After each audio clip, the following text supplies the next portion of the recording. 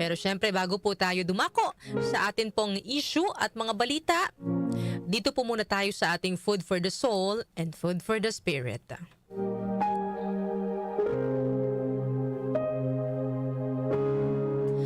What if dumating na ang panahon na ikaw ay haharap na sa Panginoon? O yung tinatawag na Judgment Day, mga kanyusik. Nakatayo ka sa harap ng Diyos, pawisan ng iyong mga palad, at mabilis ang tibok ng iyong puso dahil sa kaba. Maya-maya lang, nagtanong na ang Diyos. Iisa lamang ang tanong niya sa iyo.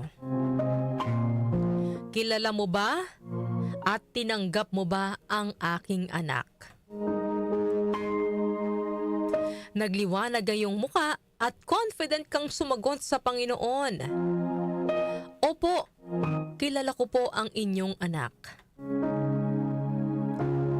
Dahil dito, sa wakas, pinahintulutan kang makapasok ng langit. Habang papalapit ka sa pintuan ng langit, biglang may sumigaw sa iyo. Ang kaibigan mong matagal mo nang kakilala. Alam mong hindi siya katulad mo na matindi ang pananampalataya sa Diyos. At nakatitiyak ka ring hindi niya pa tinatanggap ng buong puso si Kristo. Biglang bumalot sa iyo ang matinding lungkot nang maalala mong ilang beses mong sinubukang maglakas loob na ibahagi sa kanya ang tungkol kay Kristo, ngunit hindi mo nagawa. Ngayon, huli na ang lahat. Tumingin ka sa kanyang mga mata at hindi mo maiwasang makaramdam ng awa para sa kanya. Alam mo kung ano ang mangyayari. Sinusubukan mong wag pansinin ang nararamdaman mong guilt at kalungkutan. Total, papasok ka na sa langit. Bakit mo pa babalikan ang nakaraan? Pinilit mong pakinggan kung ano ang sinasabi niya. At sa wakas, naunawaan mo rin. Isang simpleng tanong ang itinanong ng kaibigan mo sa'yo. Bakit hindi mo ako sinabihan? Ano po ang aral na mapupulot po natin sa kwento natin ngayong umaga po na ito? Kapag may mga bagay tayong alam na sa tingin po natin mga kanyusik ay makabubuti sa iba, wag po sana nating sarilinin. Ibahagi po natin ito habang may pagkakataon pa. Kapag may alam tayong makabubuti sa iba, alam nating makakatulong sa kanila ito, ay i-share po natin mga kanyusik, no?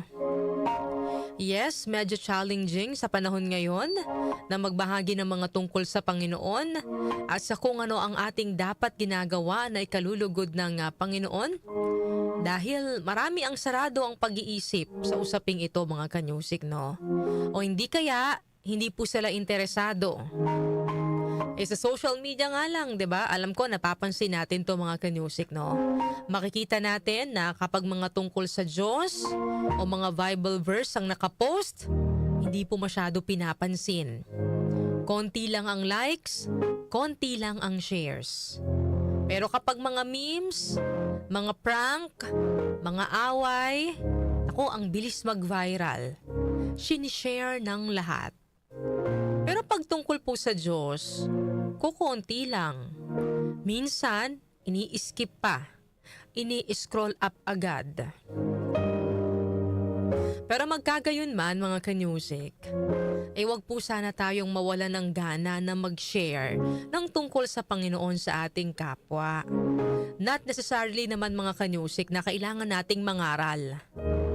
Pero may mga simpleng paraan po para maibahagi po natin sa iba ang mga bagay na tungkol sa Diyos at kay Kristo. Kung gaano ka ka-active na i-share ang mga meme, ang mga nakatatawang videos at mga post at mga prank yan sa social media, sana ganun ka rin po kabilis mag-share at mag-forward ng message kung ang post ay tungkol po sa Panginoon.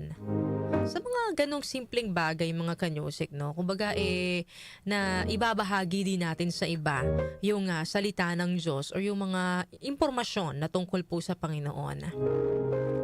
Maaari rin na kung may kaibigan o kakilala kang may pinagdaraanan, naguguluhan sa kanyang buhay at hindi alam ang sagot sa kanyang mga katanungan, maaari mo rin po siyang i-guide na magbasa ng Biblia. Dahil doon po panigurado mga kanyusik, may ibibigay na sagot ang Panginoon sa atin pong mga katanungan. Minsan kasi mga kanyusik, no, nahihiya tayong magbahagi ng salita ng Diyos kasi natatakot din po tayo na mapahiya, pagtawanan, sabihan na masyado ka namang relihiyoso. Di ba may mga ganun tayong comment na natatanggap minsan Pag masyado tayong serious na nagsishare ng tungkol sa Panginoon, parang bibigyan na yung kausap mo, bibigyan ka pa ng pabirong comment na ikaw naman, masyado ka namang relihiyoso. Yang mga comment na yan na madalas po nating naririnig ng pabiro, no? Mula po sa mga tao sa paligid natin.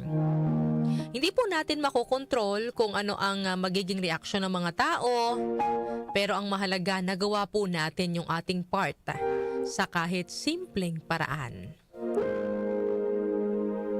Sabi nga po sa Isaiah chapter 43 verse 8, lead out those who have eyes but are blind, who have ears but are deaf.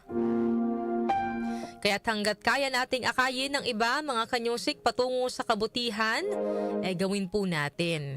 Hindi man tayo perpekto, bawat isa po sa atin makasalanan din. Pero hanggat maaari, kahit sa maliit na paraan, sikapin po natin na maging instrumento tayo ng pagpapalaganap ng tungkol sa Panginoon.